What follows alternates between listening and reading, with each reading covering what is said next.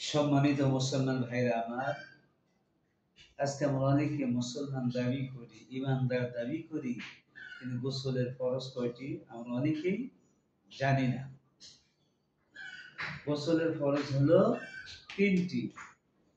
এক নাম্বার হলো কুলি করা, দুই নাম্বার হলো নাকে পানি দেওয়া, নাকে নরম জায়গা পর্যন্ত পানি পৌঁছানো, আর তিন নাম্বার হলো সমস্ত শরীর ভালোভাবে ধৌত করা।